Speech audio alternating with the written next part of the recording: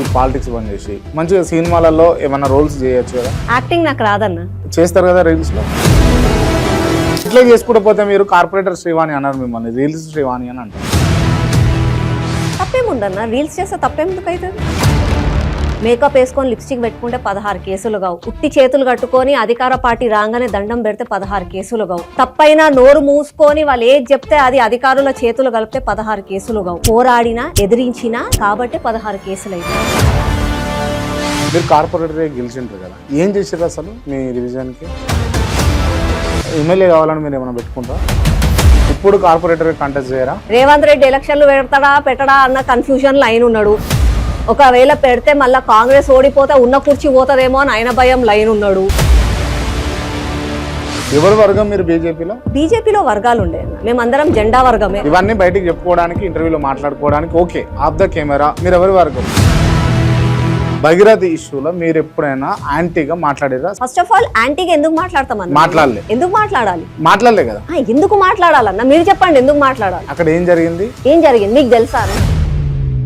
ఇప్పుడు పోలీసు వాళ్ళు అంతా పిచ్చోళ్ళ మేడం, తీసుకొని పోయి అరెస్ట్ చేసి మీరు మొన్న ఒక పోస్టర్ జనరేట్ చేసి పెట్టారు కదా, కొంతమంది జర్నలిస్టులు యాక్టివిస్టులు వాళ్ళందరికీ. అలా ఎవరన్నా ఒకరు ఉంటే ఇలా తప్పు చేసిండు ఆయన మీరు అనపోదురా చెప్పండి.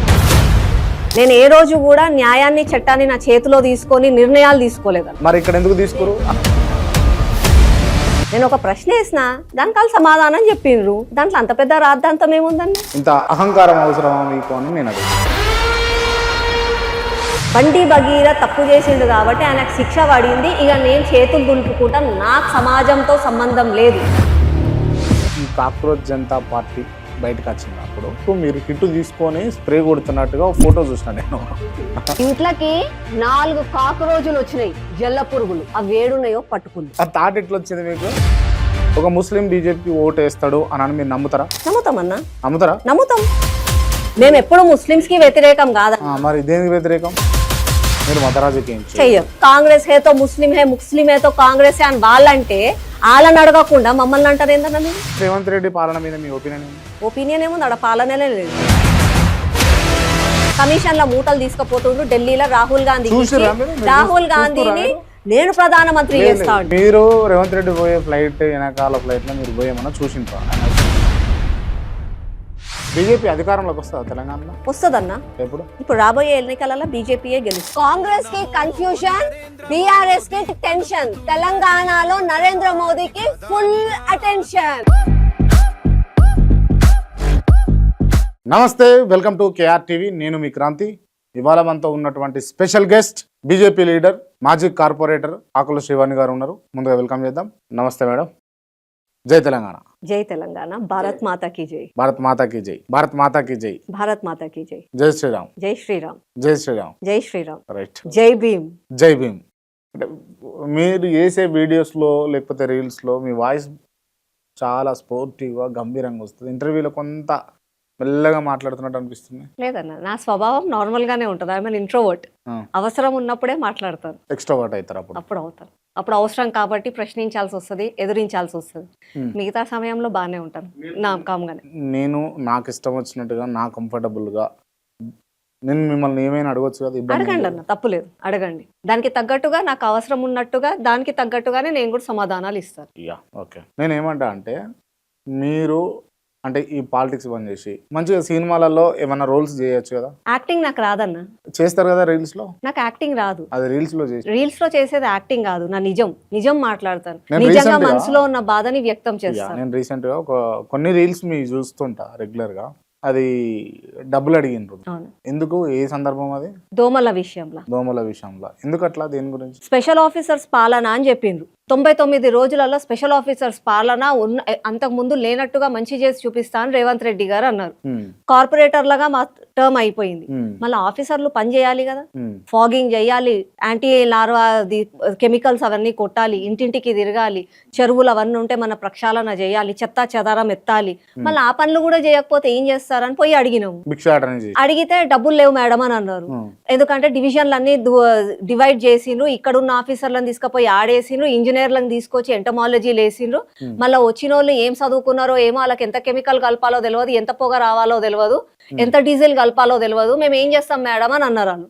మళ్ళీ ఎందుకండి ఏమీ లేకపోతే ఎట్లా, ప్రజలు ఏం చేస్తారు అని అంటే, ఏం చేస్తాం మేడం మేము అని అన్నారు. ఇక కనీసం అడుక్కోనన్నా మచ్చర్దాన్ని కొనిస్తే సిగ్గన్న వస్తుంది అని చెప్పి మచ్చర్దాన్ని కొనిచ్చినాం. ఇప్పుడు ఎందుకు అట్లా అంటున్నాను నేను, అంటే అంత డ్రామా చేయాల్సిన అవసరం ఏముంది? మీ దగ్గర డబ్బులు లేవా, మీరే ఇవ్వచ్చు కదా. ఏమంటానంటానా, దాన దండోపాధి. ఏమంటే ఒకసారి కార్పొరేటర్ గా గెలిచిన తర్వాత వినతి పత్రాలు ఇవ్వాలి. వినతి పత్రాలు ఇస్తే వాళ్ళకి ఆఫీసర్లకు, అరే మాకు ఒక వినతి పత్రం ఇచ్చిండ్రు, దానికి తగ్గట్టుగా మేము పరిష్కారం చేయాలి అని చెప్పి వాళ్ళకు ఉండాలి చలనం. దాని తర్వాత వాళ్ళు వింటలేరంటే మేయర్ దగ్గరికి పోవాలి, వాళ్ళు వింటలేరంటే మున్సిపల్ శాఖ మంత్రి వారికి ఇచ్చుకుంటూ పోవాలి. ఇస్తనే ఉన్నాం పేపర్ల మీద పేపర్లు. మేము ఇచ్చిన పేపర్లతో అలా ఒక ఖజానా నింపుకోవచ్చు. అన్ని పేపర్లు ఇచ్చినాం. అయినా కూడా దున్నపోతు మీద వర్షం పడితే చలనం ఎట్లుండదో వాళ్ళు కూడా చలనం లేకుండా ఉండదు. సరే వీళ్ళకి సిగ్గు రావాలి అని అంటే ఒకసారి దున్నపోతుని తీసుకుపోదామని చెప్పి దున్నపోతుని కూడా తీసుకుపోయినాం జిహెచ్ఎంసీ ఆఫీస్. అయినా కూడా చలనం లేదు. ఇక ఏం చేస్తాం, సిగ్గు రావాలి అని అంటే కనీసం అంటే మీరు చేసే రీల్స్ కి స్క్రిప్ట్ రైటర్ ఉంటారా, ఎవరైనా డైరెక్షన్ డిపార్ట్మెంట్ ఉంటారా? డైరెక్షన్ డిపార్ట్మెంట్ అని కాదన్న, ఒక పిఆర్ టీమ్ ఉంటది, చెప్తారు వాళ్ళు. పిఆర్ స్టంట్స్ ఇవన్నీ చెప్తారు. అంటే పిఆర్ స్టంట్స్ కదా యాక్సెప్ట్ చేస్తారు. స్టంట్స్ అంటే ఎలా అంటన్నా, ఇప్పుడు చిన్నప్పుడు స్కూల్లో పిల్లలకి యాపిల్ అని చెప్తుండే teacher. APPLE Apple, APPLE Apple అని చెప్పి పలకా బల్పం ఇచ్చి దిద్దిపిస్తుండే. దాని బదులు ఒక టీచర్ చేతిలో యాపిల్ పండుని పట్టుకొచ్చి, దీన్ని యాపిల్ అంటారు బెటా, ఇది యాపిల్ ఎర్రగా ఉంటది, తీయగా ఉంటది, జ్యూసీగా ఉంటది, ఇది ఏపీపీఎల్ఈ యాపిల్ అని అంటే వాళ్ళకి ఎక్కువ గుర్తుంటది. కార్టూన్సే గానీ లేకపోతే కామిక్ బుక్సే గానీ పిక్టోరియల్ అంటాం. సో ఇలా చేస్తే కొంచెం ప్రజలకి అర్థమవుతుంది, ప్రజలతో పాటు వాళ్ళకు కూడా కొంచెం సిగ్గొస్తుంది.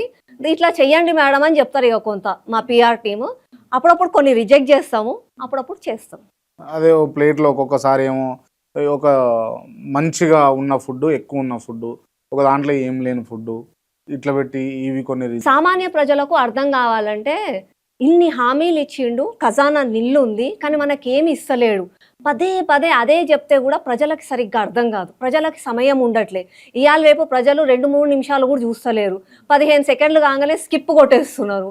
ఇక వాళ్ళకి తగ్గట్టుగా నేను కూడా చెప్పాలి, జనరేషన్కి తగ్గట్టుగా నేను కూడా మారాలి అని అంటే ఇట్లా తెల్లబట్టుకొచ్చి నీకు బగారా అన్నం పెడతా అన్నాడు, కోడి కూడా, గుడ్డు, చేపలు, రొయ్యలు అన్ని పెడతా అన్నారు, కానీ చివరాఖరికి వచ్చేవారికి సద్దన్నం పెడుతున్నారు. హామీలేమో అన్ని ఇస్తారు, వచ్చేవారికి నీకు సద్దన్నం పచ్చడి మెతుకులు పెడుతున్నారు అని చెప్తే ప్రజలందరికీ కూడా అట్రాక్ట్ అవుతుంది, ప్రజలందరికీ అర్థమవుతుంది అన్న ఒక ఆలోచన. ఇదంతా రాజకీయంలో పనికొస్తుందా మీకు? రాజకీయంలో ఇది పనికి రాదు అని ఎందుకు ఉంటదన్న? రాజకీయం అంటే ఇట్లనే చేయాలి అని కూడా కాదు కదా. ఇప్పుడు ఇలా జెన్జీ ఇదంతా ప్రపంచం, వాళ్ళకి తగ్గట్టుగా మనం కూడా మార్చుకోవాలి కదా.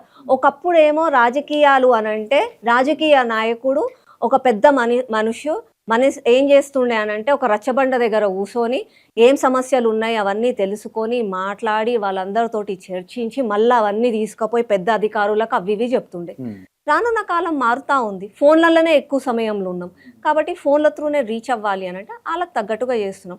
ఒకప్పుడు ఎడ్ల బండిలో తిరుగుతున్నాం, ఇవాళ ఏరోప్లేన్లలో తిరుగుతున్నాం. కానీ అంటే ఇవన్నీ చేయడం వల్ల అంటే ఆకుల శివాని ఒక కార్పొరేటర్ పదవికి వన్నె తెచ్చినట్ట, మచ్చ తెచ్చినట్ట? నేను మచ్చ తెచ్చినానని నేనేం అనుకోవట్లేదన్న, మచ్చ తెచ్చినానని నేను అనుకోవట్లేదు. ఈ రోజు రీల్స్ చెయ్యొద్దు అని అంటే ఈ రోజు ప్రతి ఒక్కరూ రీల్స్ చేస్తున్నారు. ఈ రోజు ఫేస్బుక్ లలో, సోషల్ మీడియాలో ఒక్కొక్కరికి నేను అడ్మైర్ చేస్తా. మీరు కొన్ని అంటే ఎక్స్ప్లెనేషన్ ఇచ్చేటప్పుడు ఒక సబ్జెక్ట్ సంబంధించి టీవీలో పెట్టి ఇటువంటి టీవీలో పెట్టి మాట్లాడతారు, వాళ్ళు మాట్లాడిన వీడియోలు కానీ ఫోటోలు కానీ పెట్టి చేస్తారు, వర్తిగా అనిపిస్తుంది. కానీ బర్రెలను తీసుకొచ్చుడు, గొర్రెలను తీసుకొచ్చుడు, లేకపోతే అన్నము, లేకపోతే రకరకాల వింత చేస్తూ ఉంటారు కదా. ప్రతి ఒక్కరికి టార్గెట్లో అందరినీ రీచ్ అవ్వాలి. ఇప్పుడు ఒక మైథలాజికల్ సినిమా తీసినాం, అది ఉట్టి కొంతమందికి మాత్రమే నచ్చుతుంది. యాక్షన్ సినిమా తీస్తే కొంతమందికే నచ్చుతుంది. నేను ఇదే స్టైల్లో ఉంటానంటే అదే ఉంటుంది. కాబట్టి అన్ని వర్గాల వాళ్ళని కూడా చేరుకోవాలి. మీరు కార్పొరేటర్ శ్రీవాణి అన్నారు, మిమ్మల్ని రీల్స్ శ్రీవాణి అని అంటారు. తప్పేముందన్న, రీల్స్ చేస్తే తప్పేందుకు అవుతుంది? నేను అదే చెప్పిన, ఇవాళ నేను కోర్టుకి పోయి వచ్చినానన్న, 16 కేసులు అయినాయి నా మీద. రీల్స్ చేస్తే 16 కేసులు కావన్నా, మేకప్ వేసుకొని లిప్స్టిక్ పెట్టుకుంటే 16 కేసులు కావు, ఉట్టి చేతులు కట్టుకొని అధికార పార్టీ రాగానే దండం పెడితే 16 కేసులు కావు, తప్పైనా నోరు మూసుకొని వాళ్ళు ఏది చెప్తే అది అధికారుల చేతులు కలిపితే 16 కేసులు కావు, పోరాడినా ఎదిరించినా కాబట్టి 16 కేసులు అయినాయి. వాళ్ళని ప్రశ్నించిన కాబట్టే 16 కేసులైనాయి. నా విధంగా నేను ప్రశ్నించిన, ఒక రకంగా వినతి పత్రాలు ఇచ్చిన, తర్వాత పోయి ఎదురించిన, ధర్నాలు చేసిన, ఇది కాకపోతే రీల్స్ రూపంలో కూడా ఏంది మీ చేసి ఎజెండా చెప్పిన. ఏంది మరి? నా ఎజెండా ప్రజాసేవనేనన్నా. నేను అంటే కార్పొరేటర్ ఎమ్మెల్యే కావాలి అట్లా ఏమన్నా కోరికలు పెట్టుకుంటారా ఏంది? కోరికలు పెట్టుకున్నారా అని అంటే, ఇవాళ ఒక మేనేజర్ స్థాయిలో ఉంటే రేపు CEO కావాలి, కంపెనీనే కొనుక్కోవాలి అన్నట్టుగా కష్టపడతామన్న. కష్టే ఫలి. ఒకవేళ నేను కష్టం చేసిన దానికి నాకు ఫలితం దక్కాలి అని అంటే నా పార్టీ అధిష్టానం అంటే నిర్ణయిస్తుంది. రీల్స్ చేసే వాళ్ళని ఒక ఎమ్మెల్యే స్థాయిగా చూస్తారా పబ్లిక్? నేను ఒకటి ఏమంటున్నా అంటే అన్నయ్య, అలా రీల్స్ అంటే నేను డాన్సులు చేసి రీల్స్ చేస్తలేను, వంటలు చేసుకుంటా రీల్స్ చేస్తలేను, వంటలు కూడా చేశారు, నేను పాటలు చూసిన. పాడుకుంటా రీల్స్ వంటలు చేస్తలేను. కూడా చేశారు కదా గ్యాస్ కి అంటే సంబంధించిన అంశంలో. దానికి ఒక సబ్జెక్ట్ ఉంది కాబట్టి ప్రజలకు అర్థం కావాలంటే ఈ పొయ్యి ఇట్లా తయారవుతుంది, ఈ పొయ్యిని ఇట్లా వాడాలి కాబట్టి అని చెప్పి రీల్స్ రూపంలో చేసినా మేము. కానీ రీల్సే తప్పు, రీల్సే చేయొద్దు అని అంటే మళ్ళీ అందరు Yeah, కలిసి acceptable కూర్చొని, ఉంటది. శివాని నేను గారు అట్లా నేను ఏమంటున్నా, ఒక రాజ్యాంగం అందరు కూర్చొని తీర్మానించవచ్చు కదన్నా. రాజకీయ నాయకుడు ఫేస్బుక్ లో రావాలి, వినతి పత్రం అందజేయాలి, గవి మాత్రమే పెట్టాలి, రీల్స్ పెట్టొద్దు. కేవలం ఖద్దరు బట్టలు వేసుకోవాలి, 10 కార్లు Yeah, తిరగాలి, నేను ఇదే పెట్టొచ్చు చేయదంటలేను, కదన్నా. చేయాలి కానీ అతిగా చేయొద్దు అంటున్నా నేను. అతిగా ఎవరు చేస్తారన్న? నేను ఇవాళ అదే అన్నా, ఒకవేళ నేను కేవలం రీల్సే చేస్తే నా మీద 16 కేసులు ఎందుకైనాయి అన్న? కేవలం కొంతమంది విమర్శించినట్టు మేకప్ వేసుకొని, లిప్స్టిక్ వేసుకొని, నేను ఇంట్లోనే కూర్చొని టీవీ వెనకాల పెట్టుకొని మాట్లాడితే ఇవాళ నాకు 16 కేసులు ఎందుకైనాయి? మళ్ళీ అందరికి అవుతున్నాయి ఆ 16 కేసులు నా మీద ఎందుకైనాయి? సైబర్ క్రైమ్ ఎందుకనంటే పోరాడిన సైబర్ కేసులు కాబట్టి అయితే కదా. లేదు, రోడ్ల మీద పోయి ధర్నాలు చేసినందుకు, అధికార పార్టీని నిలదీసినందుకు కేసులైనవి. ఓకే. ఆ కేసులతోటి క్రిమినల్ కేసులు, మళ్ళీ ఉట్టి కేసులు కాదు. ఆ 16 కేసులకి నా పాస్పోర్ట్ గుంజుకున్నారు. నేను దేశం కూడా దాటిపోవద్దంట, ఏదో పెద్ద ఉగ్రవాదిని లాగా. నాకు కనీసం ఇన్సూరెన్స్ పాలసీ కూడా రాదంట. ఎందుకంటే నీ మీద 16 క్రిమినల్ కేసులు ఉన్నాయి కదా మేడం, ఇన్సూరెన్స్ పాలసీ కూడా మేము ఇయ్యమని అంటారు. ఏం పని చేస్తాం మనం? రీల్స్ చేసుకుంటే గివన్నీ ఎందుకైతే? అంతే కదా, లైక్లు వస్తాయి అవొస్తాయి అని అనుకుంటాం, కానీ రీల్స్ చేసే కేసులు ఎందుకైతే అన్న? ఎమ్మెల్యే కావాలని మీరు ఏమైనా పెట్టుకుంటారా? మళ్ళీ చూడన్నా, కష్టపడుతున్నామన్నా, అంటే పెట్టుకుంటారా? ఎదగాలి అని ఎవరమన్నా ఆశిస్తాం. యా, అంటే మీరు పెట్టుకుంటారా? అదేనన్న చెప్తున్నా కదా, నేను చేస్తున్న కష్టానికి తగ్గట్టుగా నేను ఇంకొక బాధ్యత నాకు అప్పగిస్తే నేను ఇంకా కష్టపడగలుగుతా, ఇంకా న్యాయం చేయగలుగుతా అన్న ఆశ, కోరిక ఉంటుంది. మహేశ్వరమా? నేను ఉండేదైతే మహేశ్వరం అన్న. రేపు తర్వాత అది బైఫకేషన్ అవుతుందా, డిలిమిటేషన్ అవుతుందా, అది ఏమైతుంది ఏమో తెలియదు. ప్రస్తుతానికైతే నేను ఉండేది సరూర్ నగర్ మహేశ్వరం కాన్స్టిట్యున్సీ. ఇప్పుడు కార్పొరేటర్ కంటెస్ట్ చేయరా? ఇప్పుడు ఎలక్షన్లు పెడితే ఇప్పుడు చేస్తామన్నా, రేపు ఎలక్షన్లు పెడితే రేపు చేస్తాం, కానీ ఎలక్షన్లు పెట్టాలి కదా రేవంత్ రెడ్డి. ఎలక్షన్లు పెట్టడా అన్న కన్ఫ్యూజన్ లైన్ ఉన్నాడు. ఒకవేళ పెడితే మళ్ళీ కాంగ్రెస్ ఓడిపోతే ఉన్న కుర్చీ పోతుందేమో అని ఆయన భయం లైన్ ఉన్నాడు. అందుకని చెప్పి GHMCని తీసి 3 ముక్కలు చేసిండు. ఆ క్లారిటీ ఆయనకే లేదు. రైట్. మీరు అంటే ఇఫ్ యూ డోంట్ మైండ్, నేను ఇట్లా అంటే మీరు ఫీల్ అవ్వద్దు, మీ అభిమానులు కూడా ఫీల్ కాకూడదు అని అంటున్నా. మీరు స్థాయికి మించి, మీ స్థాయికి మించిన వాళ్ళను కావాలని టార్గెట్ చేస్తూ మాట్లాడతారు. ఆమె రైట్? నాకు అట్లా అనిపించదు అన్న. మనుషులకు ఎవరికి స్థాయి ఉండదు. తప్పు ఎవరు చేసినా సరే, ఎవరైనా సరే ప్రశ్నించవచ్చు, ఎదిరించవచ్చు. దానికి స్థాయి అవసరం ఏముందన్న? ఒకవేళ స్థాయే కావాలని అంటే ఒక పెద్ద టార్గెట్ పెట్టుకొని ఆ వ్యక్తులను మీరు టార్గెట్ చేస్తూ మాట్లాడుతూ మీరు ఫేమ్ కావాలని చూస్తారు అని అంట. ఫర్ ఎగ్జాంపుల్ అన్న, వాళ్ళ మీద వాళ్ళు తప్పే చేయలేదు, వాళ్ళ సైడ్ ఏమి అనడానికి కూడా లేదు, ఎట్లా టార్గెట్ చేస్తా నేను? తప్పుంటేనే మాట్లాడతా కదా, తప్పుంటేనే ఎదిరిస్తా, తప్పుంటేనే ప్రశ్నిస్తా. మళ్ళీ ఏమీ లేనప్పుడు నేను ఎందుకంట? ఆ స్థాయితో సంబంధం ఏముంది? అది ఎవరైనా సరే చేయవచ్చు. రైట్. ఇప్పుడు గతంలో అంటే బీఆర్ఎస్ గవర్నమెంట్లో ఉన్నప్పుడు మీరు రోడ్లు ఎక్కి రచ్చరచ్చ చేసి హంగామా చేశారు. ఇప్పుడు తగ్గిందా మీరు ఆ యాక్టివిటీ అని అంటే? అంటే అన్న, అప్పుడు ఏమో వాళ్ళు 10 సంవత్సరాలు పరిపాలన చేసినారు కాబట్టి వాళ్ళు చేసిన తప్పులకి ఆ టైంలో పోరాడినాం. మొన్న రీసెంట్ గా 2 సంవత్సరాలే అయ్యింది అని చెప్పి కొంచెం సమయం ఇచ్చినాం. 1 సంవత్సరం వాళ్ళకు కూడా సమయం ఇచ్చినాం. ఎందుకంటే ఇప్పుడిప్పుడే వచ్చిండ్రు, ఖాళీ గిన్నెలు ఉన్నాయి, అడుక్కునే పరిస్థితి ఉంది అని చెప్పి పొద్దున లేసి ఆయన బాధలు ఆయన పడుతున్నాడు.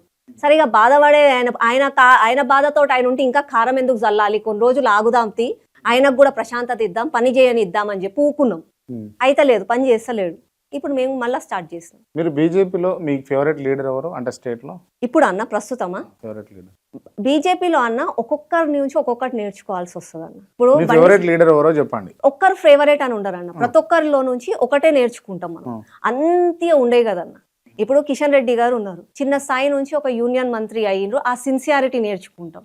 ఈటల రాజేంద్ర గారు ఉన్నారు, అరే 7 సార్లు ఎమ్మెల్యే, ఒక మంత్రి పదవికి తీసుకున్నారు, మళ్ళీ తర్వాత ఇప్పుడు ఒక ఎంపీగా ఉన్నా కూడా ఎంత సౌమ్యంగా ఉంటారు, ఎంత రెస్పెక్ట్, ఎంత ఓపికతోటి ఉంటారని చెప్పి ఆయనతో ఒక ఓపిక నేర్చుకుంటాం. ధర్మపురి అరవింద్ గారు ఉంటారు, డైనమిక్ లీడర్, ఎవరికి భయపడరు, నేను తప్పు చేయలే, ఎవరు వచ్చినా సరే నేను ఊక్కునేది లేదు అని అంటాడు. ఆ విషయాన్ని నేర్చుకుంటాం. బండి సంజయ్ అన్న ఉంటారు, మాస్ లీడర్, ప్రతి ఒక్క కార్యకర్తను కలుపుకొని పోవాలి, రేపు అందరూ మంచిగా ఉంటేనే మనం మంచిగా ఉంటామని నేర్పిస్తారు. అది నేర్చుకుంటాం. మీరు ఏమైనా నేర్చుకురా మరి? ఇన్ని చెప్పారు కదా, చెప్పినా కదా, మీరు ఏం ఇవన్నీ నేర్చుకున్నారు? ప్రతి ఒక్కరు వీళ్ళందరిలో చూసి చాలా నేర్చుకున్నాను. రాజకీయాలకి రాకముందు నాకు ఒకటే కుటుంబం, నా ఆకుల కుటుంబం, మా ఫ్యామిలీ మెంబర్స్ 70 మంది ఉండేవాళ్ళు. ఇవాళ నేను కార్పొరేటర్ అయినాక నా సరూర్ నగర్ ప్రజలు నాకు ఒక కుటుంబం, నా బీజేపీ కార్యకర్తలు, నా బీజేపీ కుటుంబం ఒక కుటుంబం. కాబట్టి ఒక్కొక్కరి దగ్గర నుంచి ఒక్కొక్కటి నేర్చుకున్నాను. ఇప్పుడు అన్ని నేర్చుకున్నారు, పర్ఫెక్ట్ అయినరా? పర్ఫెక్ట్ కామన్నా, మనుషులం మనం మనుషులం ఎప్పుడు కూడా పర్ఫెక్ట్ కాము, లైఫ్ లాంగ్ నేర్చుకోవాల్సిందే.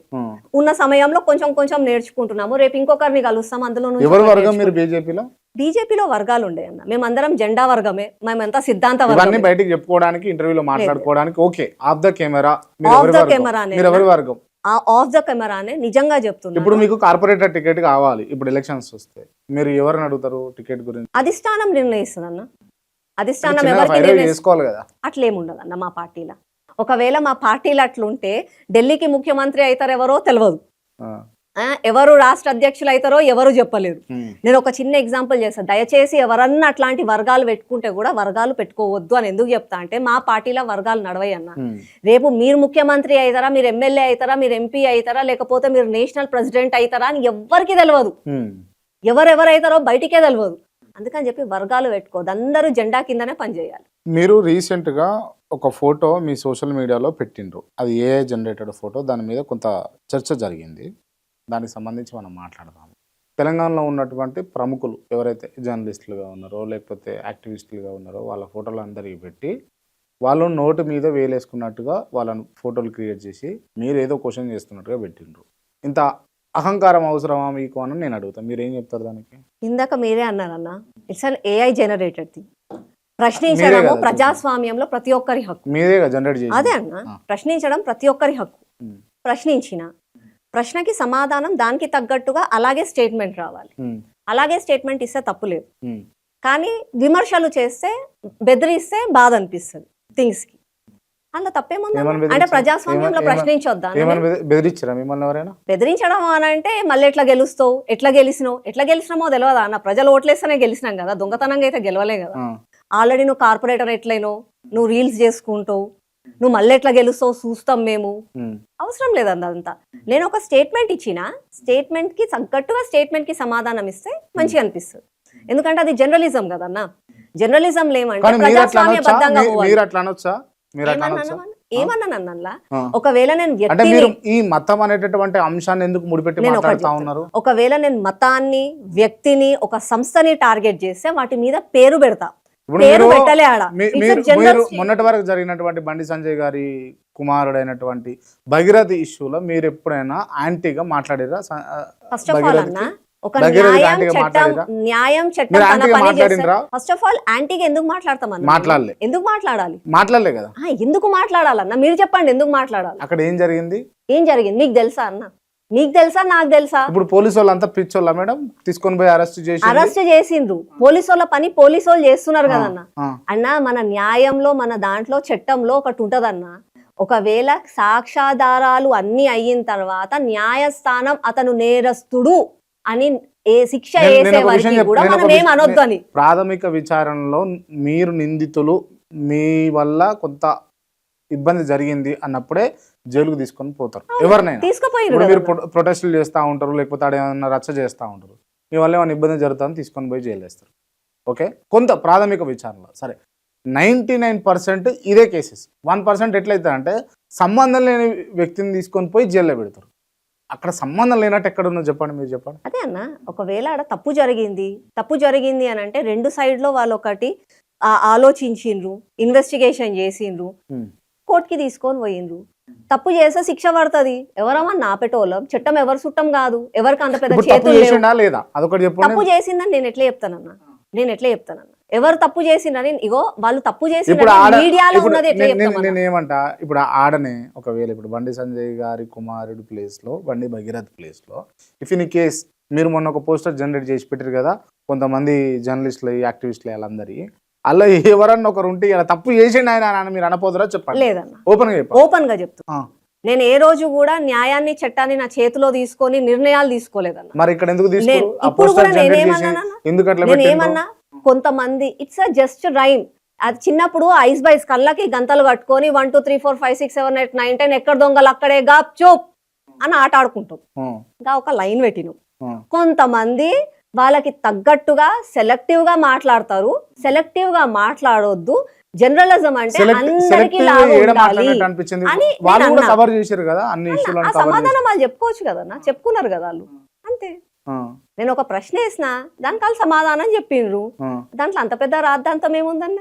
అనవసరంగా ఈ పోస్ట్ క్రియేట్ చేసిన ఫీల్ ఏం కాలేదన్న. ఇప్పటికీ కూడా నేను ఏమంటా అంటే జర్నలిజం అన్నది సెలెక్టివ్ గా ఉండొద్దన్న.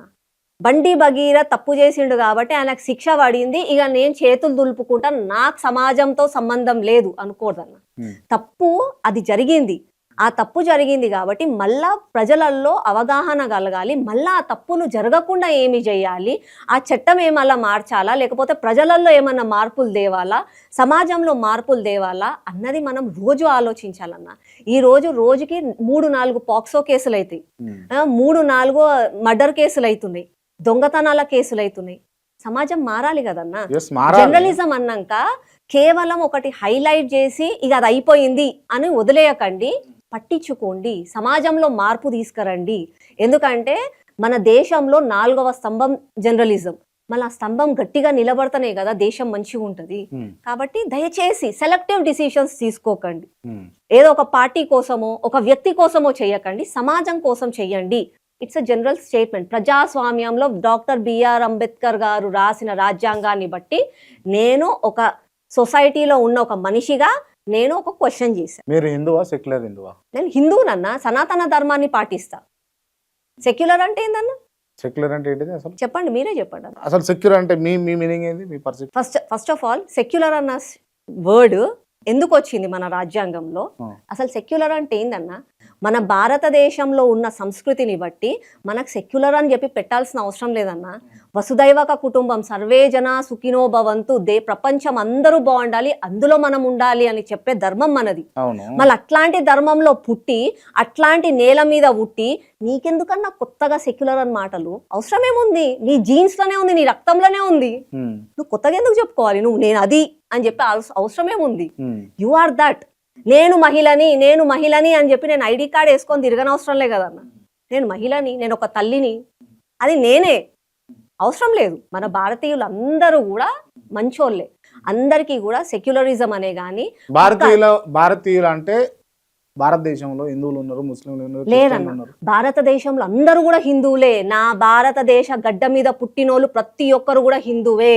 హిమాలయాల నుంచి కన్యాకుమారి వరకు పుట్టిన ప్రతి ఒక్కరు హిందువే. ముస్లింలు కూడా ఉన్నారు కదా, వాళ్ళు హిందూ ఫస్ట్ అన్నా, వాళ్ళ మతం ముస్లిం. వాళ్ళు హిందువులు ఫస్ట్, మతం ముస్లిం. ఇప్పుడు క్లారిటీ వాళ్ళు తెచ్చుకోవాలి. ఇప్పుడు మతం అంటే హిందూ మతం వేరే, హిందూ మతం కాదన్న. హిందూ మతాన్ని చేసింది కొంతమంది మూర్ఖులు. అప్పట్లో వచ్చిన మొఘలైలు, ఆలు ఈలు, తర్వాత వచ్చిన బ్రిటిష్ వాళ్ళు, ఆ కొలోనియల్ గురించి వాళ్ళు చేసుకున్నారు దాన్ని మతం అని. హిందూయిజం మతం ఎందుకు అవుతుందన్నా?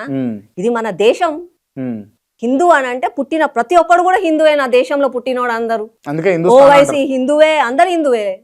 వాళ్ళు ఒప్పుకుంటలేరు, వాళ్ళకి తెలుస్తలేదు వాళ్ళ నిజమేందో.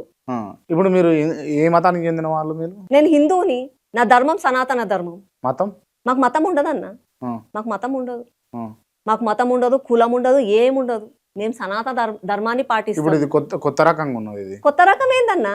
మీరు మన సనాతన ధర్మంలో వేదాలు అవన్నీ ఉన్నాయి కదన్న, పురాణాలలో. ఏడనన్నా కులం అన్న వర్డ్ ఉందా? చూపియండి అన్న. వర్ణ వ్యవస్థ ఉన్నదిగా. ఎక్కడ? అది నీ గుణంని బట్టి అన్న. నీ గుణంని బట్టి నీకు వర్ణ వ్యవస్థ ఉంది. ఆ వర్ణ వ్యవస్థను ఆధారంగా చేసుకునే కుల వ్యవస్థ ఎవరు చేసిండ్రన్న? ఎవరు చేసిండ్రు? సంస్థలో ఒకరు తప్పు చేసిండ్రన్న. ఇప్పుడు ఒకరు క్రికెట్ మ్యాచ్ ఆడుతుంటారన్న, 12 మంది ప్లేయర్లు ఉంటారు. అందులో ఒక్కడు ఆశపడి మ్యాచ్ ఫిక్సింగ్ చేసుకొని దొంగ పైసలు తీసుకుంటాడు వెనకకెళ్ళి. అట్లా అని చెప్పి టీం ని మొత్తం దొంగలంటామా అన్న మనం? కదా, టీంను మొత్తం మనం. కానీ టీంలో ఆ 11 మంది 12 మందిలో ఇద్దరు మాత్రమే నిజాయితీగా ఉండి 10 మందికి 10 మంది దొంగ వ్యవహారాలు చేస్తే ఆ టీంను మొత్తం అంటాం కదా, అంటే మార్చుకోవాలని చూడాలి కదా. అంటాం కదా. సరే అన్న, టీంని నిలదీయడము, టీంని ఎదిరియడము, టీంతో పోరాడడంతో పాటు ఆ టీంలో ఉన్న వాళ్ళందరూ మన వాళ్ళు కాబట్టి వాళ్ళని మార్చుకోవడానికి కూడా మనం చూడాలి కదన్న. తప్పు ఎక్కడ జరుగుతుందో ఆ వ్యవస్థని కూడా మనం ఇప్పుడు మార్చాలి అంటే కదన్నా. మీరు మీ రాజకీయ మనుగడ కోసం లేకపోతే మీరు రాజకీయంగా కార్పొరేటర్ స్థాయి నుంచి ఎమ్మెల్యే స్థాయికి ఎదగడం కోసం మీరు మతాన్ని అనే అంశాన్ని అడ్డం పెట్టుకుని మత రాజకీయం చేస్తారు. మత రాజకీయం ఏడ చేస్తామన్నా? నేను అంటా దానికి అదే మీరు యాక్సెప్ట్ చేస్తారా? యాక్సెప్ట్ కాదన్న, మీరు అంటున్నారు కదన్న. ఏడ చేస్తాం ఒక్కసారి చెప్పండి. ఏడ చేసిన మీరు ఏది చేసినా పొద్దున్న లేస్తే సాయంత్రం దాకా చేసేదంతా ఏడ చేస్తామన్నా ఏడ చేసినా అదే అన్న. ఒకవేళ నిజంగా కూడా బీజేపీ వాళ్ళు మత రాజకీయం చేసేది ఉంటే ఈ 12 సంవత్సరాలలో ప్రతి ఒక్క మాస్క్ల మీదకెళ్ళి లౌడ్ స్పీకర్లు తీసేసేవాళ్ళం. తీసినామా అన్న? రోజుకి 5 సార్లు వాళ్ళు నమాజ్ చేస్తలేరా అన్న? రంజాన్ చేసుకుంటలేరా అన్న? హలీం బట్టీలు పెట్టుకొని హలీం తింటలేరా అన్న? బతుకుతలేరా అన్న? వాళ్ళ కోసం 3 తలాక్ తీసుకొచ్చిండ్రు, 370 ఆర్టికల్ అబ్రిగేట్ చేసిండ్రు, సిఏఏ చట్టాన్ని తీసుకురావాలని చేస్తుండ్రు, వక్ఫ్ బోర్డ్ రిఫార్మేషన్ చేయాలని చేస్తుండ్రు నరేంద్ర మోదీ గారు. ఇంత చేస్తే కూడా మతోన్మాదం అంటే ఎట్లయితుంది అన్న? నేను ఒక చిన్న అంటే ఓపెన్ గా మీ మనస్ఫూర్తిగా మీ మనస్సాక్షితో సమాధానం చెప్పండి. ఒక ముస్లిం బీజేపీకి ఓటు వేస్తాడు అని మీరు నమ్ముతారా? నమ్ముతామన్నా. నమ్ముతారా? నమ్ముతాం. నేను కార్పొరేటర్ గా పోటీ చేసినప్పుడు నా ఇంటి దగ్గర ఉన్న ముస్లిం సోదరులు అరే మనం చేయాలని చెప్పి ఉర్దూ పాంప్లెట్లు ప్రింట్ చేసిండ్రన్న. నిజమన్నా, ఉర్దూ పాంప్లెట్లు ప్రింట్ చేసిండ్రన్న వాళ్ళు, నా ఎంబడి ఉన్న వాళ్ళు. ఇయాలటి కూడా మోరీ బాలేదని చెప్పో, నీళ్ళు వస్తలేవని చెప్పో, ఏదన్నా రేషన్ కార్డుల కోసం ఏమన్నా అయితే ఆకుల శ్రీవానక్క అని ఫోన్ చేస్తారన్న వాళ్ళు. మేము ఎప్పుడు ముస్లింస్ కి వ్యతిరేకం కాదన్నా, జిహాదీలకి మేము వ్యతిరేకం. ఆ జిహాదీలు యాంటీ నేషనల్ రాహుల్ అయినా సరే, రహీం అయినా సరే, జాన్ అయినా సరే అదే చెప్తున్నా.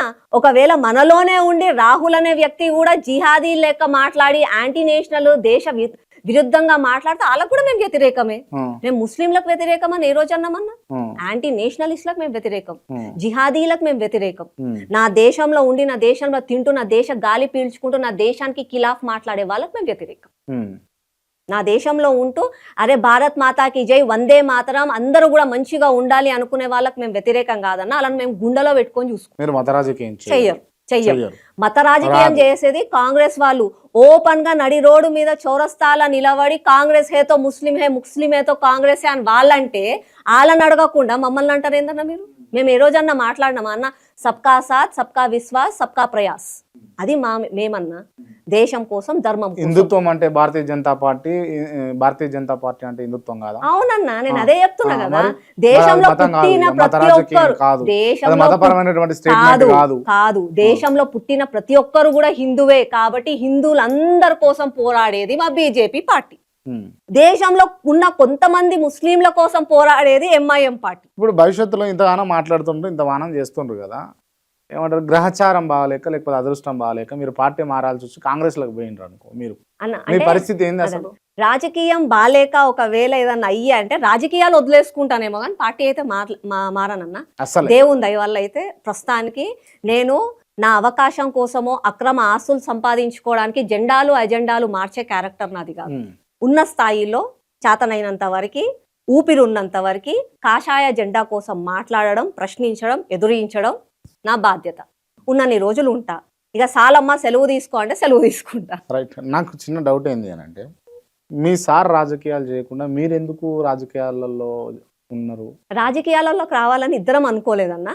అప్పుడు ఆడ రావాల్సి వచ్చింది. కరోనా టైంలో అవేర్నెస్ ప్రోగ్రాంలు అవి ఇవి చేస్తుంటే కొంతమంది ఊర్లో ఉన్న పెద్దలు వాళ్ళందరూ మీలాంటి వాళ్ళు రాజకీయాలలోకి రావాలమ్మా, ఎన్ని రోజులు రాజకీయాలలో అట్లనే రాజకీయాలలోకి పోము అని మాట్లాడతారు, రాజకీయాలలోకి రండి అని అన్నాడు. మీరు ఇందాకన్నా అదృష్టము గ్రహచారము ఏమో, అదే టైంలో జిహెచ్ఎంసీ ఎలక్షన్స్ అయినాయి. నేనున్న ఏరియా ఫీమేల్ రిజర్వేషన్ అయింది. మా పార్టీ తరఫు నుంచి నాకు అవకాశం ఇచ్చారు. చలో అంటే మీరు గెలిచిండ్రు, అయిపోయింది, మీకు అంటే మీ గడువు కూడా పూర్తి అయిపోయింది. ఇప్పుడు మీ సార్ యాక్టివ్గా తిరగచ్చు కదా, మీరే తిరుగుతున్నారు, మీరే వీడియోలు చేస్తున్నారు, రీల్స్. ఇక ఇద్దరం చేసి అడక్క తినాలా అన్న? మేము ఇద్దరం రాజకీయాలు చేస్తే అంటే రాజకీయాలు చేసి అడక్క తినుడేనా? అవునన్నా, మీకు తెలియదా? మీకు ఎవరు ఇవాళ ఇప్పుడు ఉన్న సొసైటీ ప్రకారంగా, ఈ జనరేషన్ ప్రకారంగా మీకెవరి మీద నన్న బాగా పగ ఉందనుకోండి అన్న, వాళ్ళని మర్డర్ చేయను, కత్తులు రువ్వన అవసరం లేదు, వాళ్ళని ఏం కొట్టనవసరం లేదన్న. వాళ్ళని కష్టపడి రాజకీయాలకు తీసుకురండి, అయిపోయినట్టే. రైట్. అంటే ఇక వాళ్ళు ఇంతకు ముందు ఏంటంటే అన్న, రాజకీయ నాయకులు 1 కోటి పెడితే 10 కోట్లు సంపాదిస్తారు అని చెప్పేవాళ్ళు. ఇవాళ మీరు ఫ్యాక్ట్ మీకు తెలుసుకోండి, ఏమైంది మేడం? మంచిగానే ఆస్తులు ఉన్నారు. పాస్తులు అన్ని నేను అమ్ముకొని నేను if you don't mind, రాజకీయాల్లోకి అంటే వస్తున్నారు. నేను ఇట్లా మాట్లాడుతున్నానని మీరు హట్టు కాకండి దయచేసి. ఓ సోదరి అనుకునే చెప్తున్నాను నేను.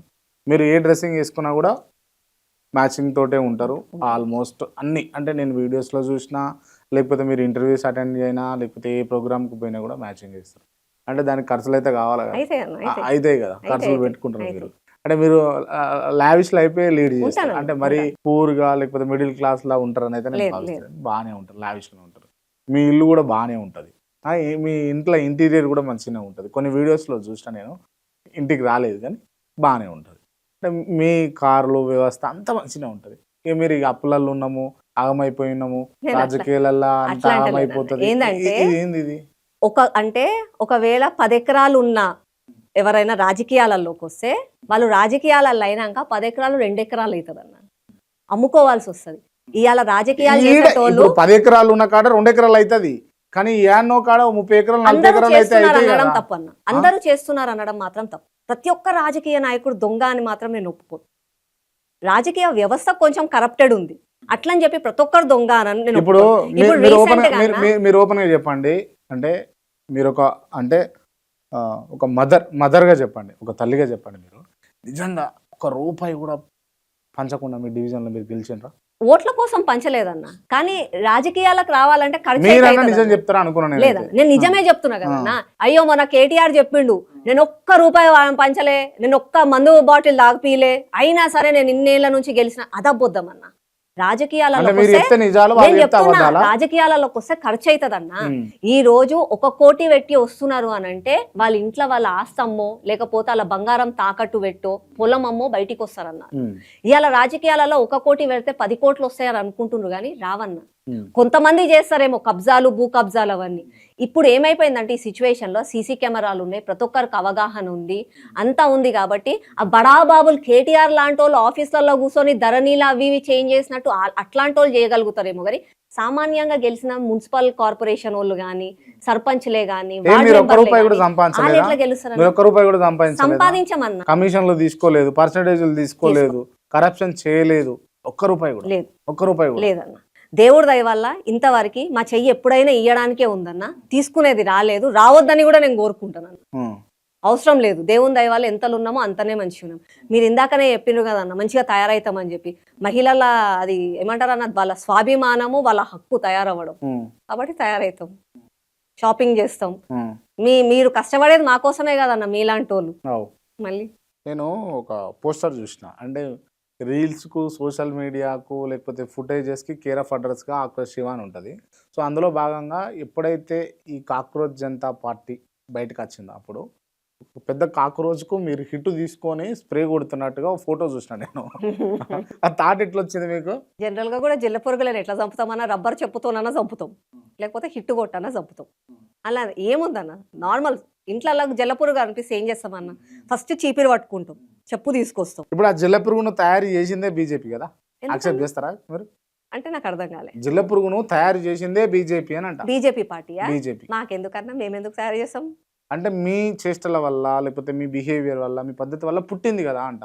ఇప్పుడు అణచివేతల నుంచి ఉద్యమాలు ఎట్లా పుడతాయో, మీ వ్యవహారం నుంచి ఈ కాక్రోచ్ జనతా పార్టీ పుట్టింది. చూడన్న, తప్పు జరుగుతుంది వ్యవస్థలో అని అంటే తప్పుని ప్రశ్నించడం ఏమీ తప్పు లేదన్న, రావాల్సిందే, మీరు ప్రశ్నించాల్సిందే. స్వాగతిస్తారా స్వాగతిస్తామన్న, బీజేపీని? స్వాగతిస్తున్నాం కాబట్టి. వాళ్ళు ధర్నా చేస్తా అని అంటే వాళ్ళకి పర్మిషన్లు ఇచ్చినాము, జంతర్ మంతర్లో చేస్తా అంటే ఇచ్చినారు, దేశమంతా ఏడ చేసుకుంటా అంటే సరే వాళ్ళకి పర్మిషన్స్ ఇవ్వండి అని అన్నారు. స్ప్రేలు కొడుతున్నారుగా మరి. స్ప్రేలు అంటే జల్ల పురుగులకు స్ప్రేలు కొడుతున్నాం అన్న, మేము జల్ల పురుగులకు స్ప్రేలు కొడుతున్నాం మేము. వాళ్ళ పార్టీ పేరే అది కదా, కాక్రోచ్ అన్న Janata first of all cockroach Janata party అది ఎందుకు వచ్చిందో మనకు అందరికీ తెలుసు. ఒక జడ్జి జెన్జీలని బద్దకస్తులు ఇవ్వాలి రేపు కాక్రోచ్ లాంటోళ్ళు అని అంటే, ఇక వాళ్ళు హర్ట్ అయ్యి కాక్రోచ్ పార్టీ పెట్టి, మంచిదే అన్న. జెన్జీలు అందరూ కూడా తప్పు జరిగిన వాటిని ప్రశ్నించారు. కానీ ఎవరన్నా అయినా ప్రశ్నించటైనా ఆ పార్టీ అది పేజ్ పెట్టిన అతను ఎవరన్నా ఎన్నో అమెరికాలు ఉంటాడంట, ఆమ్ ఆద్మీ పార్టీ కార్యకర్తనంట. మళ్ళీ అదే ఆమ్ ఆద్మీ పార్టీ 10 సంవత్సరాలు దేశంలో అధికారంలో ఉండే 2 రాష్ట్రాలలో. మళ్ళీ నువ్వు ఆ రోజు ఎందుకు మాట్లాడలేదు? ఆ రోజు ఎందుకు మార్పు కోసం మాట్లాడలేదు? నువ్వు నీ అదే Aam Aadmi party corruption free దేశం చేస్తా అని అన్నది. అన్నా హజారేని కూర్చోబెట్టి ధర్నా చేసి ఆమ్ ఆద్మీ పార్టీ దేశ వ్యాప్తంగా కూడా పెద్ద సృష్టించారు. ఒక మార్పు రావాలని చెప్పి కోరుకున్నారు. ఏం చేసిందన్న మళ్ళీ వాళ్ళు కూడా శీష్ మహల్ కట్టుకొని 40 కోట్లతోటి 400 కోట్లతోటి ఒక స్కాములు చేసింది. మళ్ళీ ఇలా కొత్తగా వచ్చి నువ్వేంది ఉద్ధరించేది దేశాన్ని? నువ్వు దేశంలోనే లేవు. దేశంలోనే లేనోడికి దేశంతో సంబంధం ఏముంది? దేశంలో వచ్చి ఎందుకు ఉద్ధరిస్తా అంటున్నావు? అది తప్పు. సరే నువ్వు వచ్చినావు, ప్రజలకు తప్పు జరుగుతుంది, నీట్ పేపర్ లీక్ అయింది, నిరుద్యోగులు ఉన్నారని మాట్లాడితే మంచిది. ఆర్ఎస్ఎస్ సే ఆజాదీ, బీజేపీ సే ఆజాదీ, బ్రాహ్మణ్వాదీ సే ఆజాదీ, ఇవన్నీ ఎందుకన్నా? నీట్ పేపర్కి దానికి సంబంధం ఏంది? పోరాటం చేయి, వ్యవస్థలో తప్పెక్కడుందో ఎదిరించి తర్వాత తీసుకొచ్చి అక్కడ ఉన్న వాళ్ళ అధికారులకు చూపి కూసబెట్టి మార్పు చేయి. ఒంగబెట్టి కొట్టాలని అవసరం వస్తే మత విద్వేషాలు ఎందుకు ప్రేరేపిస్తున్నావు? ప్రజలలో ఎందుకు అంటే రాజ్యాంగబద్ధంగా నడుస్తున్న సంస్థలు తప్పని ఎందుకు నేర్పిస్తున్నావు? అంటే నువ్వు దేశంలో అన్రెస్ట్ క్రియేట్ చేయాలని చేస్తున్నావు. అది తప్పని మేము అంటున్నాం. ఓకే, అంటే మీరు పార్టీ పరంగా అవతరించి వస్తే మాత్రం మీరు స్వాగతిస్తామన్న. ఎవరన్నా ఇబ్బంది ఏం లేదు. ఇప్పుడు అన్న మొన్న రీసెంట్ గా మన తెలంగాణ రాష్ట్రంకి పవన్ కళ్యాణ్ వచ్చి మీటింగ్ పెట్టుకుంటా అంటే పెట్టనీలేదన్న. ఒకవేళ మాకు కూడా ఏదైనా కోపం ఉండి మాకేమన్నా ఇన్సెక్యూరిటీ ఉంటే జంతర్ మంతర్లో వాళ్ళు వస్తా ధర్నా చేస్తా అంటే పర్మిషన్ ఇవ్వకుండా ఆపుతుండే. అంటే పవన్ కళ్యాణ్ ఇక్కడికి వస్తే ఇన్సెక్యూర్ ఫీల్ అయ్యిందా రేవంత్ రెడ్డి? అవును కదన్న, నిజంగా కూడా అన్న. పొద్దున లేసి రాజ్యాంగ పుస్తకం చేతిలో పట్టుకుంటారన్న. మళ్ళీ అదే రాజ్యాంగ పుస్తకంలో బాబాసాహెబ్ అంబేద్కర్ గారు రాసింది ఆర్టికల్ 21 ప్రకారం ఎవరైనా ఎక్కడన్నా ఉండొచ్చు, వ్యాపారాలు చేసుకోవచ్చు, ఇండ్లు కొనుక్కోవచ్చు, రాజకీయ పార్టీలు పెట్టుకోవచ్చు, వాళ్ళు పోటీ చేయవచ్చు. ఓటేస్తారా లేదా అన్నది ప్రజల నిర్ణయం కదన్నా. నువ్వు రావద్దు, నీకు వచ్చే హక్కు లేదంటే తప్పు కదన్నా. నార్మల్ ఇప్పుడు రోజు వస్తున్నారు కదా పవన్ కళ్యాణ్ గారు, ఆదివారం శనివారం వీలైనప్పుడు వస్తున్నాడు, షూటింగ్లు పోతున్నాడు, ఆయన పని ఆయన చేసుకుంటున్నాడు హైదరాబాద్ లో. ఎవరు ఆ రోజు కూడా వస్తే అయిపోయేది కదన్న. ఆ రోజు ప్రత్యేకంగా తెలంగాణ రాష్ట్రం ఏర్పడ్డ రోజు కాబట్టి ఏదన్నా ఇబ్బంది అయ్యే అవకాశాలు ఉంటాయి కాబట్టి అన్నారు. లేకపోతే ఆ మురుసటి రోజు లేకపోతే ముందు రోజు పెట్టుకోవచ్చు. అంటే అట్లా అంటే ఏమైపోతుంది అంటన్నా, ఒక హోంశాఖ మంత్రిగా ఉన్న రేవంత్ రెడ్డి గారు ఒక 200 మందితో మీటింగ్ పెడితే నువ్వు బందోబస్తు కలిగించట్లేకపోతున్నావా? అంత అసమర్థతో ఉన్నావా నువ్వు? తెలంగాణ రాష్ట్రం ఇలా తెలంగాణ రాష్ట్రం మొత్తం దేశవ్యాప్తంగా కూడా నంబర్ 1 పొజిషన్లు ఉంది. ఒక పక్కగా తెలుగు రాష్ట్రంలోకి వెళ్ళి ఒక డిప్యూటీ సీఎం వచ్చి 200 మందితో మీటింగ్ పెట్టుకుంటా అంటే నువ్వు బందోబస్తు కలిగించలేవా? నువ్వు ఎందుకు ఆపుతున్నావు? పెట్టుకోమాను. రేవంత్ రెడ్డి పాలన మీద మీ ఒపీనియన్ ఏంది? ఒపీనియన్ ఏముంది? ఆడ పాలనే లేదు. పాలన ఏడుందన్నాడు. అప్పుల కోసం ఆయన రోజు అక్కడిక్కడ పట్టుకొని తిరుగుతున్నాడు. ఆయనకి అప్పులు అని అడుగుతున్నాడు ఆయన. పాలన ఏడుందన్న? పాలన అస్తవ్యస్తం అయిపోయింది. పాలన ఎక్కడిదక్కడ ఆగిపోయింది. 6 గ్యారంటీలు అన్నాడు, ఒక్క గ్యారంటీ ఇవ్వలే. 420 హామీలు అన్నాడు, ఒక్క హామీ పూర్తి చేయలే. ఏం చేసిండన్న? ఆ రోజు ఓట్లకు ఏమన్నాడు? ప్రతి ఒక్క గింజ చివరి గింజ వరకు నేను కొంటా, ఇప్పుడు కేసీఆర్కి చేతనైతే లేదు అని చెప్పిండు. మొన్న గింజలు ఒడ్లు అవన్నీ రోడ్ల మీద పెట్టుకొని ప్రాణాలు పోతాయి, కావాలంటే విషమిచ్చి సంపండి అని చెప్పి రైతులు అంటే కూడా కొంటలేడు, చేతనైతే లేదు ఆయనకి. ఆయనేం పాలన చేస్తుండన్న? మూసి ప్రక్షాళన చేస్తా అంటాడు, మహాత్మా గాంధీ విగ్రహం పెడతా అంటాడు, ఫ్యూచర్ సిటీ అంటాడు. మళ్ళీ ఫ్యూచర్ సిటీలో మనుషులు ఉండాలా లేదా కూడా ఆయననే నిర్ణయిస్తే అయిపోతుంది. అందరికి కలిపి గింత విషం ఇచ్చా కాంగ్రెస్ వాళ్ళు అయిపోతుంది. అట్లనే ఉందని అలా నీళ్లు తాగుదామంటే కలుషిత నీళ్లు, గాలి వీలుసుకుందామంటే మంచి గాలి వస్తలేదు. ఇవాళ కనీసం రైతులకు మంచి లేదు. తులం బంగారం ఇస్తా అన్నాడు, తులం బంగారం ఇస్తలేడు. ఏమి ఇస్తున్నాడు అన్న? ఏమీ లేదు, పాలననే లేదు.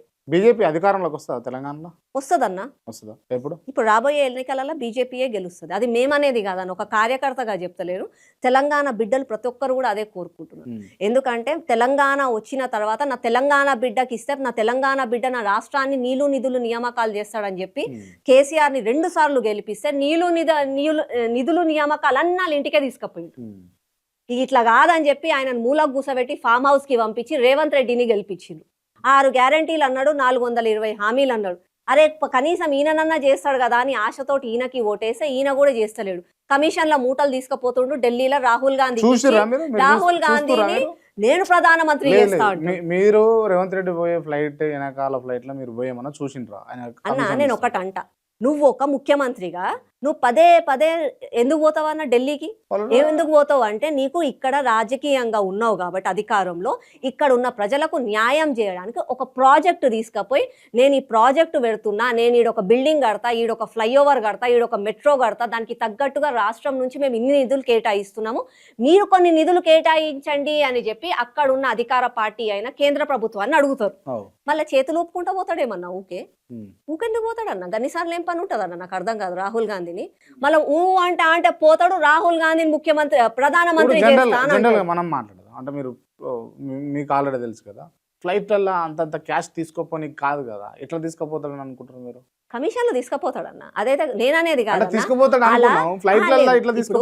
నేననేది కాక ఒకసారి మీరు ఆలోచించండి వాళ్ళ సొంత పార్టీ వాళ్ళే ఏమంటున్నారన్న కాంట్రాక్టర్లకు బిల్లులు రావాలంటే 30% కమిషన్లు తీసుకుంటున్నారు కాబట్టి అని చెప్పి వాళ్ళంతలాలు అంతర్గతంగా కొట్లాడుకుంటారు మొన్న అక్క వచ్చి బయట చెప్పింది అందరు వాళ్ళంతలాలు కొట్లాడుకుంటున్నారు బయటికి వస్తారు అలా మేమనేది ఏముందన్న వాళ్ళే చెప్పుకుంటున్నారు నిజం అంటే ఈ పైసలు ఎట్లా సరఫరా నేను చేస్తారు ఒకటి ఏం అని చెప్తున్నా పైసలు ఎట్లా సరఫరా ముఖ్యమంత్రిగా ఈయనకు అవకాశం ఇచ్చిండు ఈయన ఎవరి గురించి మాట్లాడాలన్నా తెలంగాణ ప్రజల గురించి మాట్లాడాలి తెలంగాణ అభివృద్ధి గురించి మాట్లాడాలి తెలంగాణ సంక్షేమం గురించి మాట్లాడి అంటే ప్రెస్ మీట్ పెడతాడు రాహుల్ని ప్రధానమంత్రి చేస్తా అంటాడు అరే రాహుల్ ప్రధానమంత్రి అన్నది నీ పార్టీ ఎజెండా నీ రాష్ట్ర ఎజెండా కాదు నువ్వు ప్రజలకు చెప్పాల్సిన అవసరం లేదు నీ పార్టీ కార్యకర్తలకు చెప్పుకో నీ పార్టీ జోషి మింపుకో మాకెందుకు సంబంధం దానికి ఆయన ప్రధానమంత్రి చేసావా ఆయన ముఖ్యమంత్రి చేసావా ఆయన ఏ మంత్రి చేసావా ఆయన ఇష్టం పార్టీ ఇష్టం మాకెందుకు దాంతో మాకు కావాల్సింది ఏంది మాకు ఇచ్చిన హామీలు పూర్తి చేయి మా రాష్ట్రాన్ని అభివృద్ధి చేయి మాకు సంక్షేమం కుదిరించు మేము అడిగేది అదే అంతేగాని నీకు చేతగాక అయితే సోమవారం కాకపోతే మంగళవారం అన్నట్టుగా నీకు చేతనైతేనేమో నేను చేసిన అని చెప్పి డీజేలు పెట్టుకొని రిబ్బన్లు కట్ చేస్తూ నీకు కాకపోతేనేమో కేంద్ర మంత్రి చేస్తలేడు బీజేపీ ప్రభుత్వం చేస్తలేదు అది మానుకు పొద్దంతా రాజకీయాలు చేయొద్దు ఓట్ల పండుగ అప్పుడే రాజకీయాలు చేయాలి పొద్దంతా ప్రజల కోసం ఆలోచించాలి రైట్ ఓకే మీరు కార్పొరేటరే గెలిచింటారు కదా ఏం చేసారు అసలు మీ డివిజన్కి నా డివిజన్లో ఉన్న ప్రజల కోసం అని చెప్పి వాళ్ళకున్న సమస్యల కోసం అని చెప్పి వినతి పత్రాలు ఇచ్చినాము డివిజన్లకి డబ్బులు తీసుకొచ్చినాము అభివృద్ధి పనులు చేసినాము అభివృద్ధి పనులు అంటే అభివృద్ధి పనులు అంటే ఎట్లుంటాయంట నెవర్ ఎండింగ్ సబ్జెక్ట్ రోడ్లు వేస్తూనే ఉండాలి డ్రైనేజ్ మరిమత్తులు అయితేనే ఉండాలి నీళ్ళ కోసము కరెంటు స్తంభాల కోసం ఇవి డెవలప్మెంట్ వర్క్స్ అన్న ఇవి అయితేనే ఉంటాయి అది నేనున్నా ఎవరున్నా అది జరుగుతాయి దాంతో పాటుగా సమాజంలో మార్పు తీసుకురావాలన్నా ఇవాళ నేను రోడ్ వేయించినా అని చెప్పి నేను చేతులు దులుపుకొని పోతే కాదన్నా వేసిన రోడ్డుని కాపాడుకోవాలి ఇది మీ డబ్బులతోటి వేసిన రోడ్డు అని చెప్పి అక్కడ చుట్టుపక్కల ప్రజలలో కూడా ఒక మార్పు తీసుకురావాలి ఈ రోజు రోడ్ల పైన చెత్తేస్తున్నారు గవర్నమెంట్ మాటలు వచ్చి కాదన్నా ఇవాళ రోడ్ల పైన చెత్తేస్తున్నారు గవర్నమెంట్ వాళ్ళు చెత్త తీస్తలేరు అని ఒక దిక్కు పోరాడితే నువ్వు రోడ్ల పైన చెత్త వేయొద్దు ఎందుకంటే ఈ సమాజం మనది నీ ఇంటికి లక్ష్మీదేవి రావాలని చెప్పి నీ ఇల్లు శుభ్రం చేసుకుంటున్నావు కదా మళ్ళీ లక్ష్మీదేవి వచ్చేది ఆ వీధుల నుంచే కదా మళ్ళీ ఆ వీధి కూడా మంచిగా ఉండాలి కదా ఇది కూడా మన బాధ్యత అని నేర్పించాలన్నా మార్పు ఉండాలి లీడర్ అంటే కద్దరు బట్టలు వేసుకొని వెనకాల 50 మందిని వేసుకొని పోయి కబ్జాలు చేసి రిబ్బన్లు కట్ చేస్తే లీడర్ అయిపోతారన్న లీడర్ అంటే ఒక సంస్థలో మార్పు రావాలి సమాజంలో మార్పు రావాలి ఆ సమాజం మారితేనే కదన్న మంచిగా ఉంటుంది అందుకే ఇవాళ నరేంద్ర మోదీ గారు ఫస్ట్ టైం ప్రధానమంత్రి అయిన తర్వాత ఎర్రకోట మీదకి ఎక్కి నా దేశంలో గుడిలు ఎక్కువ ఉన్నాయి టాయిలెట్స్ కంటే అమ్మాయిలు టాయిలెట్ల కోసం అని చెప్పి చెంబు పట్టుకొని బయటికి పోతున్నారు స్వాతంత్రం వచ్చింది కానీ తన అక్క చెల్లెలకు గౌరవం ఇవ్వలేకపోయినాం మేము కాబట్టి ప్రతి ఇంటికి ఒక టాయిలెట్ కట్టాలని చెప్పిండు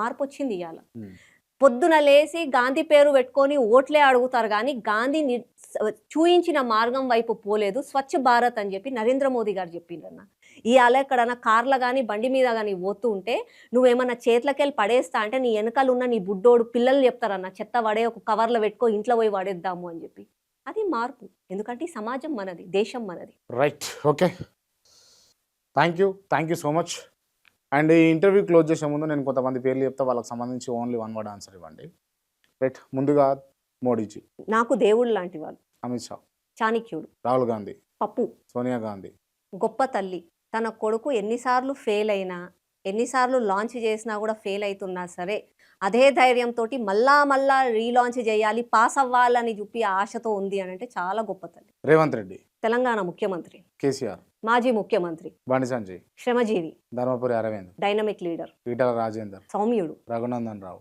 మంచి వక్త Pawan Kalyan nice actor I admire him Sabitha Indra Reddy ఒక గొప్ప మహిళ ఒంటరి మహిళ అయిన రాజకీయాలలో ఎన్ని సంవత్సరాలు ఉందంటే గొప్ప విషయం అందల శ్రీరాములు మా పార్టీ కార్యకర్త ఆకుల శ్రీవాణి శ్వాస ఉన్నంత వరకు ఎథికల్ గా బ్రతుకుతానన్న నా మొహం నేను అద్దంలో చూసుకుంటే తృప్తి పడతాను అది చాలు నాకు journalist Kranthi good interviewer good questions బాగా అడిగారు థ్యాంక్ యూ సో మచ్